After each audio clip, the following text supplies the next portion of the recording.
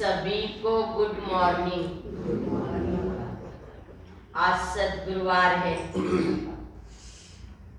आज बाबा के महावाक्य है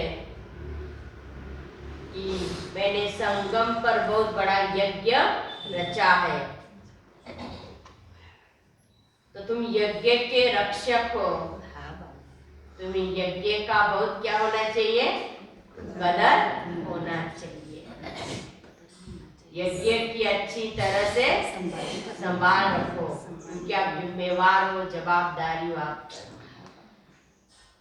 और बाबा ने कहा कि मैं तुम्हारा बाप टीचर, फिर भी तुम बच्चे भूल जाते हो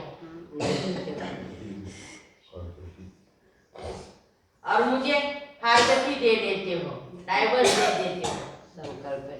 तो आज बाबा ने कहा डाइवर्स देना मना क्या? बच्चे तुम रोज मुरली को नहीं आते हो, मुरली नहीं सुनते हो, मुरली नहीं पढ़ते हो, गोया तुमने मुझे तलाक दे दिया। भगवान बात विद्यावाच है। आज बाबा ने कहा है मुरली नहीं सुनते, पढ़ते नहीं हो, मना तलाक। आज बाबा ने अलग बात की, ये बात है। तो इसलिए मैं बाप भी बनाऊं, टीचर भी बनाऊं। टीचर का काम क्या होता है, बाप का काम क्या होता है? तो बाबा ने हमें कौन सी श्रीमत दी? श्रीमत का ही अवश्य पालन करते हैं। और फिर से आज बाबा ने कहा यह ज्ञान कोई परंपरा से नहीं चलता है। कोई कहते ये ब्रह्मा कुमार का ज्ञान परंपरा से चलता है, इनकी कल्पना है। लेकिन बाबा ने कहा जब मैं संगम पर आता हूँ, ब्रह्मा के तन द्वारा तुम्हें मैं गीता का ज्ञान सुनाता हूँ, परंपरा से नहीं सुनाता। ये सृष्टि का आदि मध्य अंत का ज्ञान मुझे यहाँ पर सुनाना पड़ता है। तो आज बाबा ने सारे महावाक्य बच्चों के प्रति कहा है, तो अभी हम सभी सुनेंगे। आज बाबा ने फिर से हम बच्चों को कौन सी बातें याद दिलाई। भगवान होगा, मीठे बच्चे, तुम्हें इस रुद्र ज्ञान यज्ञ का बड़ा कदर होना चाहिए। क्योंकि इस यज्ञ से ही तो भारत स्वर्ग बनता। तुम इस यज्ञ के रक्षक हो। प्रश्न है, बच्चे बाप व टीचर को तलाक अर्थात फारगती कैसे और कब देते हैं? बाबा का जवाब है, जब बाप अथवा टीचर को भी भूल जाते हैं, मुरली मिस करते हैं, पढ़ते व सुनते नहीं हो, तो गोया बाप को फारगती व तलाक दे देते हो। बाबा कहते बच्चे तुम मुझे तलाक कभी नहीं देना, मुझे भूलो भी नहीं और क्या तलाक तो नहीं देना है, लेकिन भूलना भी नहीं है और एक दिन भी बाबा की मुरली मिस भी नहीं करनी। आज दूसरा प्रश्न भी है मुरली का, तुम्हारा सत्य ज्ञान मनुष्य को मुश्किल में समझ में आता है क्यों? बाबा का जवाब है, क्योंकि यह ज्ञान की परंपरा से नहीं चलता ना। अभी ये प्रायोग हो जाता है। इस ज्ञान का किसी को भी नहीं पता है, यह नया ज्ञान है और इसीलिए उन्हें समझ में मुश्किल से आता है। आज का गीत है पितृ माता साह्य। कौन? शिव बाबा। ओम शांति। जिनके साथ बच्चों का अभियोग है, उनकी बाहर मनुष्य महिमा गाते रहते हैं। तुम उनकी याद में बैठे हो। हाँ बाबा। तुमने जाना माना पहचाना है, यथार्थ रीति। हाँ बाबा। दुनिया जानती नहीं है, बल्कि कहती है, परंतु यथार्थ नहीं जानते ना। अपने को आत्मा समझ देह का अभिमान छोड़ एक की याद में रहना चाहिए। अभी तुम आत्माभिमानी बने हो, पहले थे क्या? देह अभिमानी। सतयुग में तुम बाप को नहीं जानते हो, क्योंकि सुख में होते हैं तो बाप को याद नहीं करते हो, बाप की याद नहीं रहती है। या दुखों में तो सब पुकारते हैं ना, गायन भी है, दुख हरता सुख करता। वास्तव में सच्चा सच्चा हरि का द्वार यह है। मनुष्य हरि श्री कृष्ण को कहते हैं। देखा जाए तो हरि शिव बाबा ही है, जो सारे दुखों से मुक्त करता है, सभी के दुखों को हरता है और सभी को सुख देता है। दुख हरने वालों को हरि कहा जाता है ना। वैकुंठ को श्री कृष्ण का हरिद्वार भी कहते हैं। तुम जानते हो, वास्तव में हरि कृष्ण को नहीं कहेंगे, दुख हरने वालों को हरि कहेंगे। तुम जानते हो ना, शिव बाबा श्री कृष्ण का द्वार अर्थात वैकुंठ सतयुग का द्वार खोलने आया है। कोई नया मकान बनाते हैं ना, कोई उनकी ओपिनियन सेरेमनी भी करते हैं, तो बाबा भी आया है।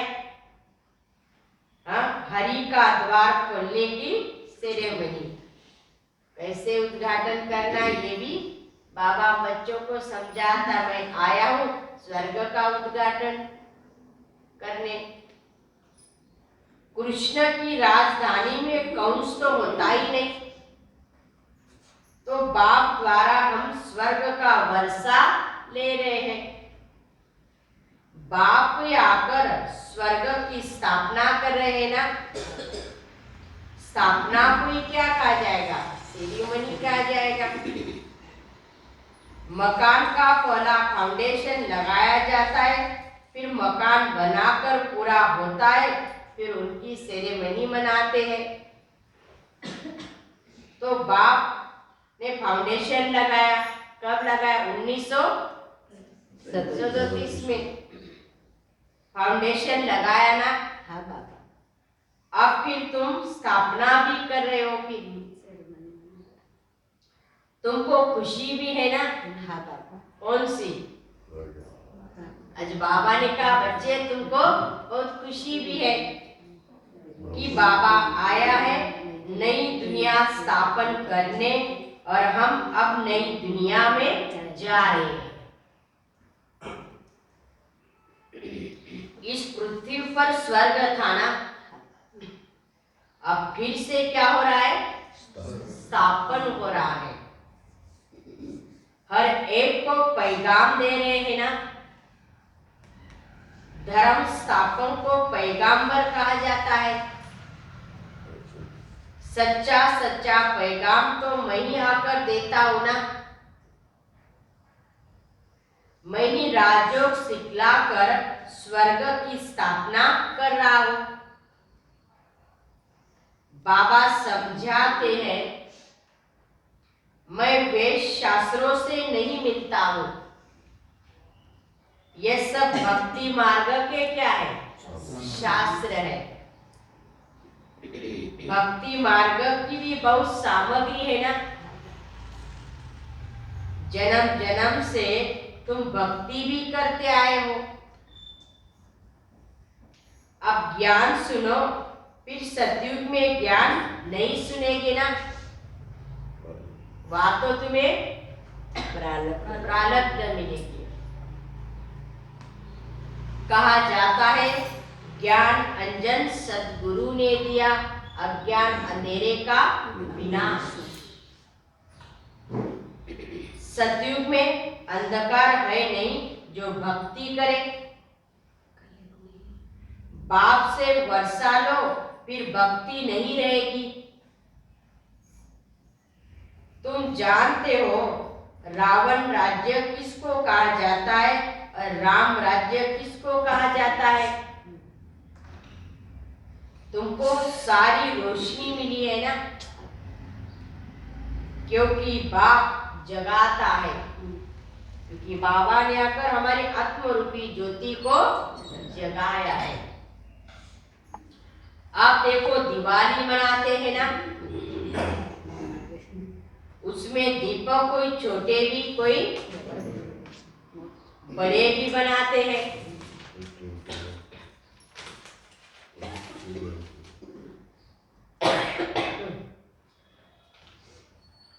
अब ये छोटे बड़े दीपक जग रहे हैं, ज्ञान का घृत भी मिल रहा है ना। मनुष्य मरते हैं तो दीपक में घृत डालते रहते कि प्राणी अंधकार में ठोकर न खाए, आत्मरूपी प्राणी। वह तो हद की बात हो गई ना, तुम्हारी है बेहद की बात। तो बाबा हर रोज क्या कर रहा है? ज्ञान का गुण डाल रहा है, ताकि आत्मा की ज्योति सदा जलती रहे। जब रावण राज्य शुरू होता है तो ठोकरा खाना भी शुरू होता है। अभी दिन प्रतिदिन अधिक ही ठोकरे खाते रहेंगे। अज्ञानता है ना, बाबा ने कहा समझ नहीं है। पहले एक की भक्ति, अब तो मनुष्य की भक्ति, टिवाडे की भक्ति करते रहते हैं। भक्ति की बहुत सामग्री है ना, जितनी वृक्ष की सामग्री, बीज से कितना बड़ा वृक्ष निकलता है। इसी तरह से बाबा ने कहा देखो अभी भक्ति की भी कितनी बड़ी सामग्री हो गई है। भक्ति भी इतनी है ना, ज्ञान है बीज। यह सृष्टि तो अनादि अविनाशी है, इनका कब विनाश नहीं होता। ये सृष्टि चक्र लगाती रहती है। बीज भी एक है तो झाड़ भी एक है। ऐसे नहीं आकाश में, पाताल में, सूर्य में, चांद में कोई दुनिया है। बाबा ने कहा दुनिया तो क्या है? एक ही है। बाबा ने कहा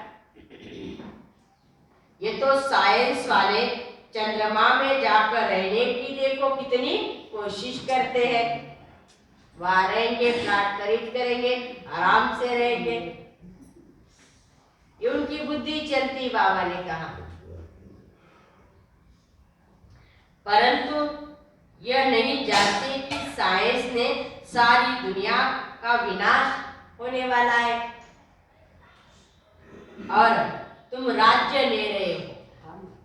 बड़े साइंस नई नई इन्वेशन बना रही। बाबा ने कहा सुख भी देती है तो दुख भी देती है, परंतु बाबा ने कहा उसका तो आखिर विनाश होने वाला है। जब विनाश होगा तब तो तुम्हारा राज्य आएगा। बाबा ने कहा तुम कहेंगे ये भी ड्रामा में क्या है? नो, दूसरे इन बातों को समझेंगे नहीं। राजाई तुमको मिलनी है, क्योंकि कनेक्शन है कृष्णपुरी और क्रिश्चियनपुरी का। उन्होंने भारतवासियों को आपस में लड़ाकर कृष्णपुरी को क्रिश्चियनपुरी बना दिया। अब बाप कहते हिसाब लेना है।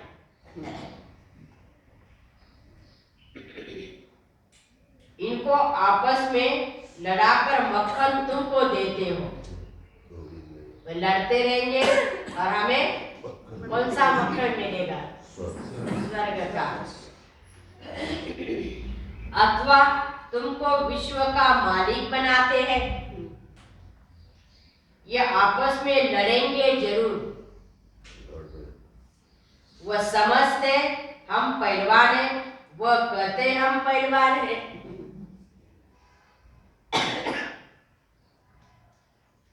हम जीतेंगे, लेकिन सबसे पहलवान तो तुम निकल पड़े हो और गुप्त रीति से। और कितनी बड़ी राजे ले रहे? 21 जन्मों की।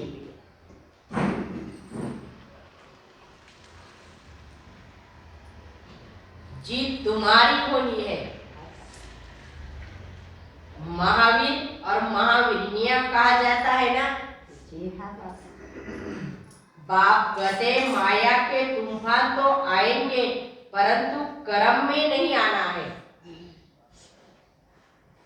योग बल से स्थापना हो रही है और बाहुबल से विनाश हो रहा है।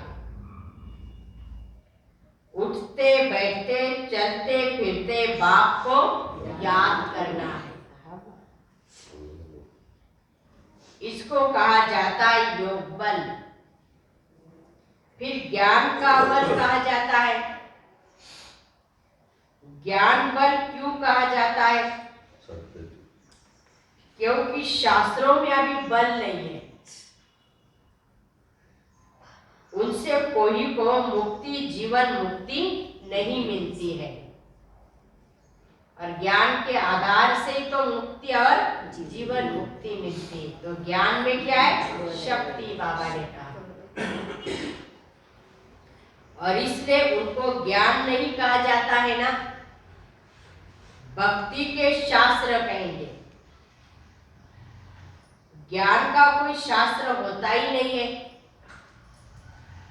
अब जो राम के पुस्तक बन रहे हैं, वह जो भी शास्त्र आदि है, यह सब लड़ाई में खत्म हो जाएंगे।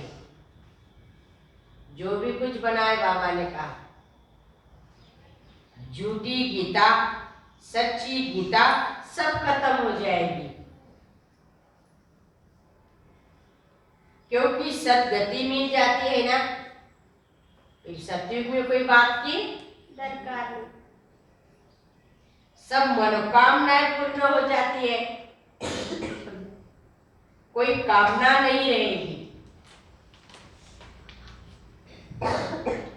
अब तुम 84 के चक्रों को जानते हो। तुम अभी बेअंत नहीं कहेंगे, बेअंत कहेंगे नास्तिक। कहते गॉड फादर, परंतु उसका नाम रूप देश का कर्तव्य को नहीं जानते ना। तुम उनके लिए नई दुनिया की स्थापना, पतितों को पावन बनाने के कर्तव्य को अच्छी तरह से जान गए हो। मनुष्य तो हर वर्ष रावण को जलाते हैं। तुमको तो बड़ी हंसी आती है ना। जन्म जन्म तक तुम भी रावण को जलाते थे। अभी तो रावण राज्य का विनाश होना है। फिर आती है दिवाली। वह घोर सोच रहा है ना, उसको राम राज्य कहते हैं। कहते तो सब है कि राम राज्य चाहिए, परंतु राम राज्य को जानते नहीं है। अभी तुमको ज्ञान मिल रहा है और रावण राज्य ट्रांसफर को राम राज्य में आना है। उनके पहले तुम जाएंगे रुद्रमाला में। या तो यह जो इस्लामी बौद्धियों की आत्माएं है ना, वह आधा कल्प मुक्ति में रहेंगी। और हम सभी बाबा के बच्चे। जब हमारी सत्यु की प्रारब्ध पूरी होगी तब भक्ति भी क्या होती है, शुरू होती है। फिर द्वापर को रावण राज्य कहा जाता है, क्योंकि अपने देवता धर्म को भूल गए हैं ना। यह होना भी तो जरूर है। मिसाल बढ़ के झाड़ का देते हैं ना।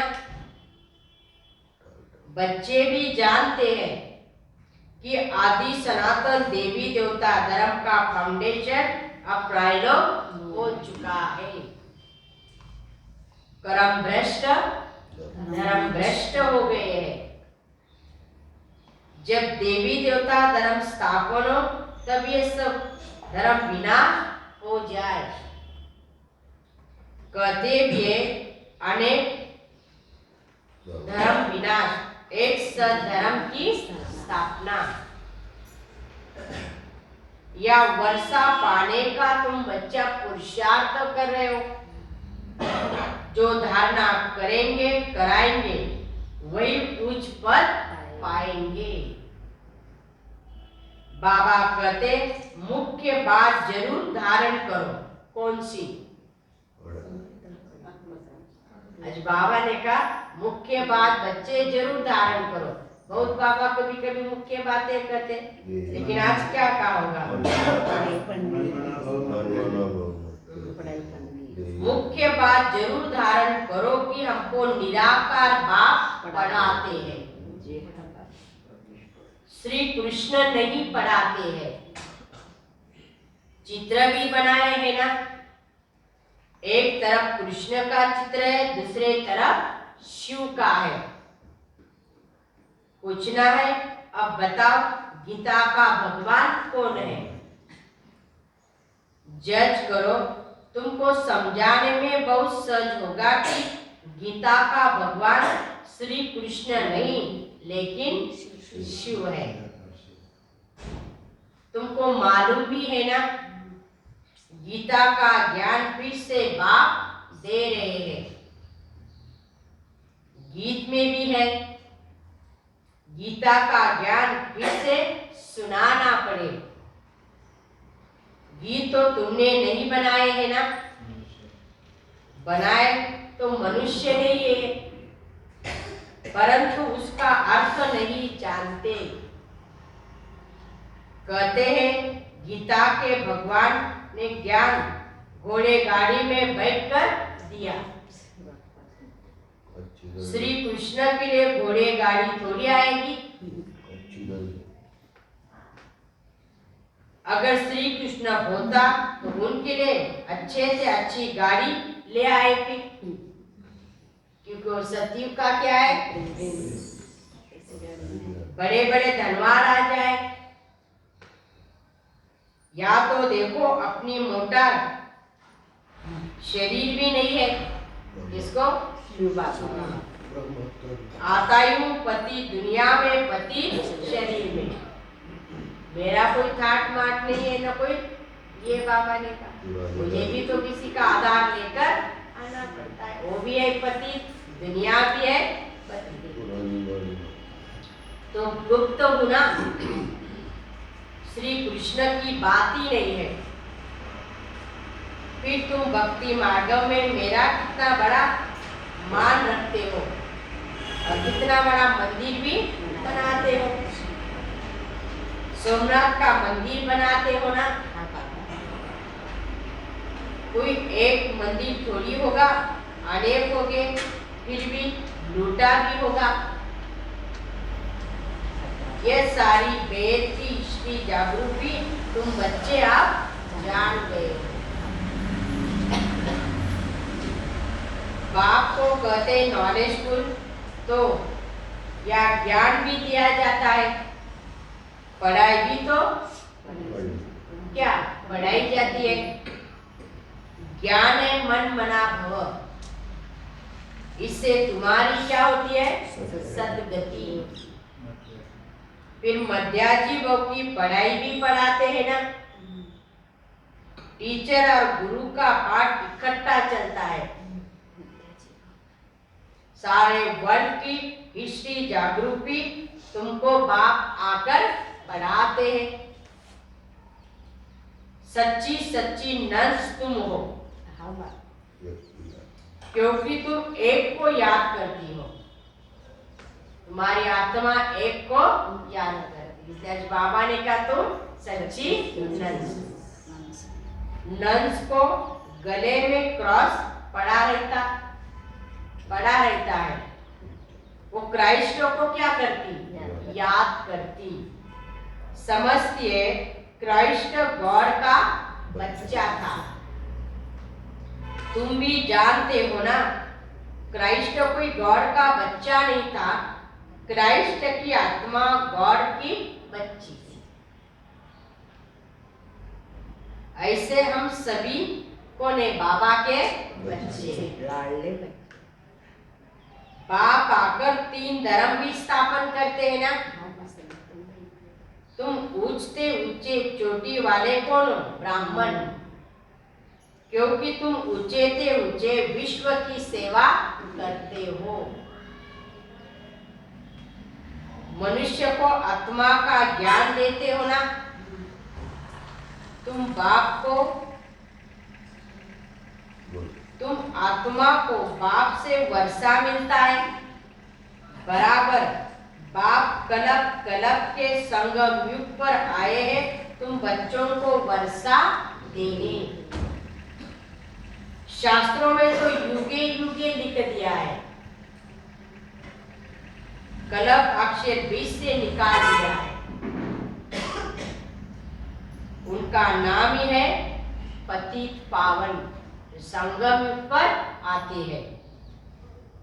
तो युगे युगे आकर क्या करेंगे? कल्प में एक बार आकर पावन बनाकर मैं तुम बच्चों को ले जाता हूं। तो बाप कहते बच्चे मुझे तलाक मत देना। आजकल स्त्रियां पति को तलाक दे देती है ना, वैसे हिंदू नारी पति को कभी तलाक नहीं देती थी, परंतु अभी तुमको मुरली जरूर पढ़नी है, सुननी है। मुरली नहीं सुनते हो, गोया बाप टीचर को भूल जाते हो। ये भी तो जैसे तलाक हो गया ना।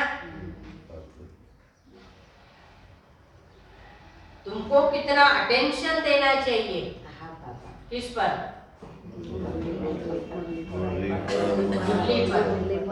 मुरली पर। अब नापास होंगे तो कलब नापास हो जाएंगे।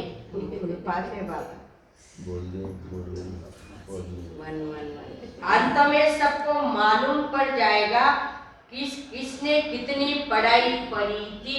अच्छी तरह से सुनो। हाँ बात मशीन द्वारा अपन सुनते। सब कहते हैं कि शांति चाहिए, गोया मुक्ति चाहते हैं। कहते हैं कि दुख में सिमरन सब करे। तो आधा कल्प सुख है और आधा कल्प दुख है। दुख सुख का खेल भारत पर ये तो है ना। तुम तो कहेंगे हम कि देवता थे, हम ही क्षत्रिय वैश्य और शूद्र, फिर ब्राह्मण। हम सो का अर्थ भी कोई नहीं जानते ना।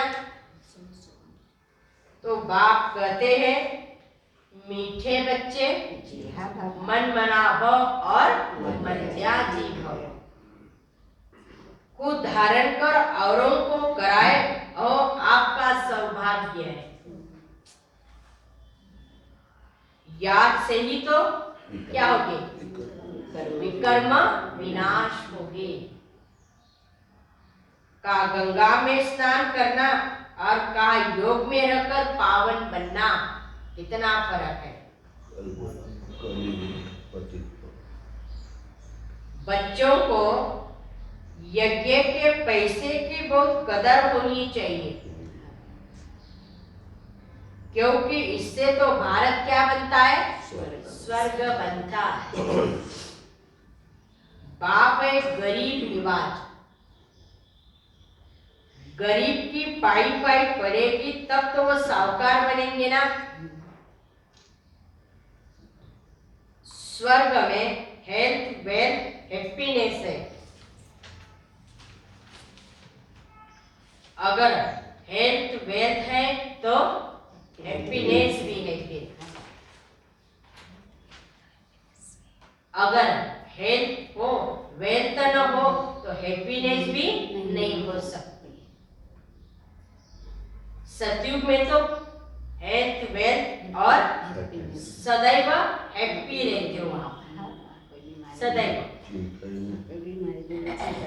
वहाँ कभी रोते भी नहीं हो, बीमार नहीं है, रोते नहीं हो, कोई बात की चिंता नहीं।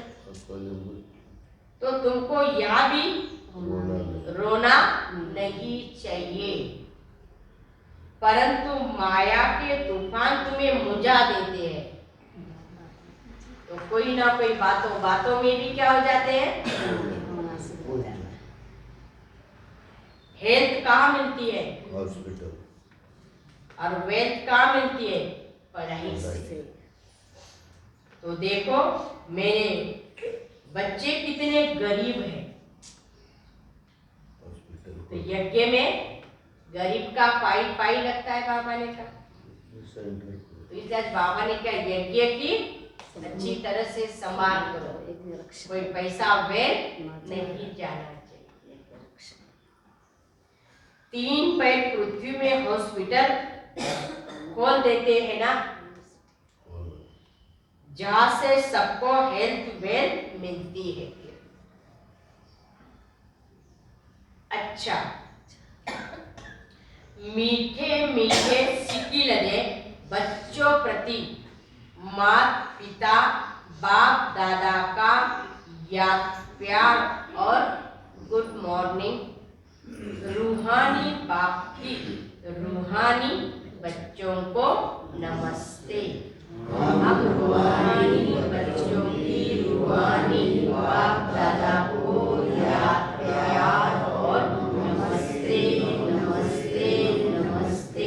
ओम शांति ओम शांति ओम शांति। शुक्रिया बाबा, थैंक्स। धारणा के लिए मुख्य सार पहली पॉइंट, माया के तूफान में कभी मुंझना नहीं है, सदैव खुशी में रहना है। कोई भी बातें सामने आए बाबा ने कहा वैसे मुझ जाते तो खुशी गुम हो जाती। तो कोई भी बातें सामने आए लेकिन उसमें सदैव खुशी में रहना है। दूसरी पॉइंट है, हमको निराकार बाप पढ़ाते इसी नशे में सदा रहना है। इस झूठी दुनिया में कोई भी कामना नहीं रखना। आज का वरदान, हर रोज की मुरली के साधन द्वारा व्यर्थ को खत्म करने वाले पास विद ऑनर भव। हर रोज की मुरली के साधन द्वारा व्यर्थ को खत्म करने वाले पास विद ऑनर भव। हर रोज की मुरली मन को बिजी रखने का साधन है। मुरली की कोई भी पॉइंट पर मनन करते रहो तो मन बिजी रहेगा और व्यर्थ स्वतः खत्म हो जाएगा। मन को मनसा वाचा और कर्मणा सेवा में इतना बिजी कर दो जो व्यर्थ संकल्प आवे ही नहीं। अभी फाइनल पेपर में पास विद ऑनर हो सकेंगे, तभी फाइनल पेपर में पास विद ऑनर हो सकेंगे। अगर व्यर्थ संकल्प चलने का अभ्यास होगा तो समय पर धोखा खा लेंगे। और इससे मुक्त होना है, हर रोज मुरली का मनन चिंतन करते रहो तो मन बिजी रहेगा, मन बुद्धि भटकेगी नहीं, व्यर्थ के तरफ नहीं जाएगी। इसलिए बाबा हमेशा कहता ना, ऐसा नहीं कोई एक बार मुरली सुन ली हो गया हमारा काम, ये नहीं। भले हम घर में भी बैठे, घर में भी है, सारा दिन में मुरली सुनते रहो, मतलब मनन चिंतन करते रहो, क्योंकि मन है बाबा ने कहा। कभी ना कभी मन में कोई ना कोई बातें आ ही जाती है, मन भटकता ही रहता है। तो कितना सच साधन बताए, मुरली मनन चिंतन करो। स्लोगन है, प्लान को प्रैक्टिकल में लाने के लिए बालक और मालिक पर का बैलेंस रखो।